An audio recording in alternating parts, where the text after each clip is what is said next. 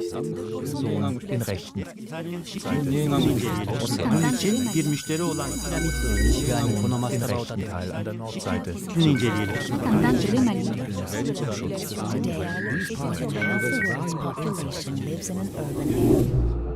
Moving forward. I'm going to talk today about a book entitled Elite Mobilities, which I have co-edited with my colleague Thomas Bichnell, who is now at Wollongong University in Australia. A phenomenon that has been going on for 3 decades, but which has only recently been noticed, is the rise of the rich.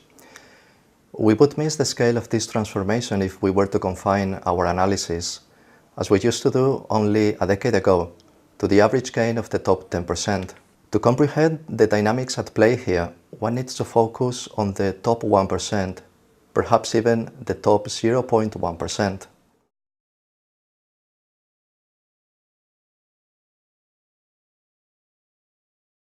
The rise of the rich and the increase of wealth at the top of the social ladder began in the late 1970s and has been especially prominent since the mid-1990s, as we can see in these figures. During this period, sociology has had very little to say about the rich, and this is partly because studies of inequality were looking down at the poor, while the most significant changes in class structure were taking place at the top of the social ladder.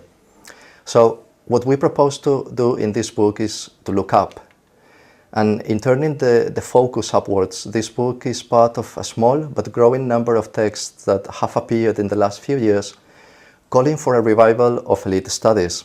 In the book, we recognize the value of these older debates, but we argue that research on elites demands a more diversified set of approaches.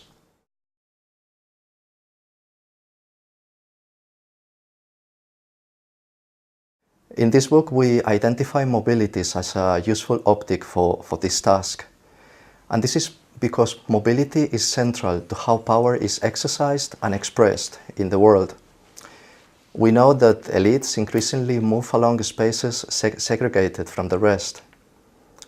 Business aviation probably best illustrates this point. As our colleague Lucy Booth observes in the chapter that she has written for the book, between 2001 and 2011, the world business aviation fleet increased 50%, from approximately 20,000 to 31,000 units.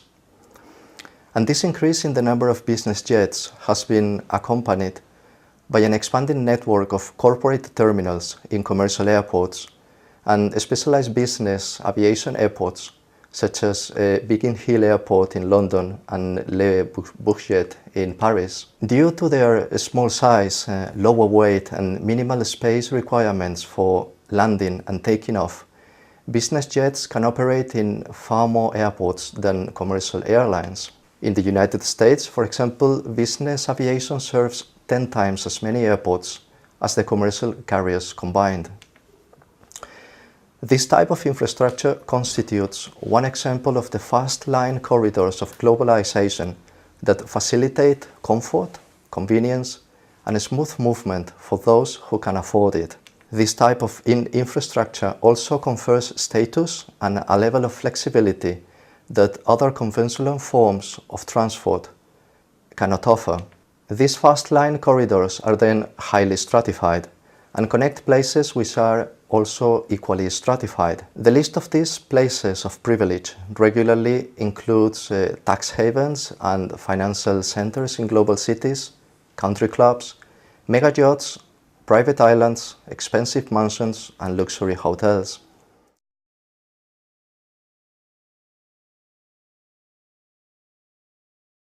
So what we do in the book is we begin to examine the systems, the spaces, the practices, and discourses that enable such smooth and segregated movements. But at the same time, what we argue is that the idea that there is a powerful minority segregated from the rest is somehow misguided. We suggest that elites are also part of the everyday world. Elite mobilities permeate everyday life in the sense that what becomes normal often owes its form to elites and their requirements or agendas of comfort, speed, status, productivity, and flexibility. And this happens in multiple ways. Most significantly, infrastructures are often designed, built, and run first with the agendas of the few in view before the social considerations of the rest are addressed.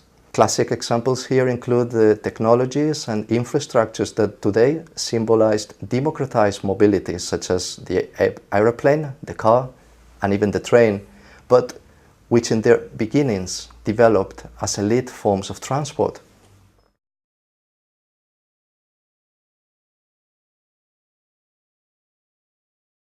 Elites are highly influential also in the setting of travel practices and aesthetics. And this often happens through the media and the sense of taste and glamour conveyed through mobile lives. In his chapter written for this book, Anthony Elliot observes that the ultramobile way of life charted by globals remains a form of life conducted by only a minuscule elite by percentage of global population. But nevertheless, it is the mobile lifestyles of the global that are held as the normative ideal in popular culture and the media, and in turn mimicked by many other people. So, in influencing the design, the evolution, and the location of infrastructures and the styles of traveling, the few set a certain tempo and style for the movement of the many through space. We argue that elites are powerful actors in advocating and legitimizing stratified, intensively global, high-carbon and expansionist mobilities. In making this statement, we do not seek to advance a conspiracy theory arguing that elites consciously shape or control the world. Rather, the point is that elites thrive in a global economic system premised on growing circulation.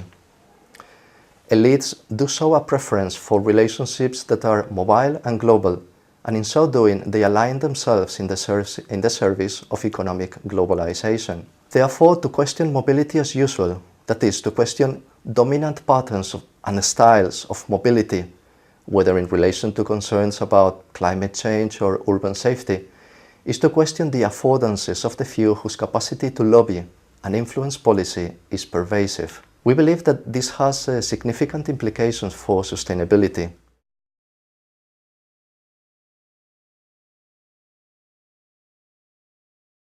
Elite mobilities are a powerful obstacle in the transition towards low-carbon mobilities. The rich help to perpetuate as normal patterns of high-carbon mobility that fuel their everyday lives and money-making activities. And this is something that the transitions theory, with its emphasis on bottom-up approaches to socio-technical innovation, has not sufficiently acknowledged. So, to summarize, this increase of wealth at the top of the social ladder is being translated into power to bend rules and undermine democracy, create new spaces and infrastructures of privilege, and shape the taste and aspirations of the classes below. What may happen in the years to come, no one knows really. But what we do know is that despite the economic crisis, the super rich continue to thrive. And their highly mobile lives are becoming an increasingly conspicuous feature of cities and privileged playgrounds all over the world. Seite sowie den Außenbereich den Rechten.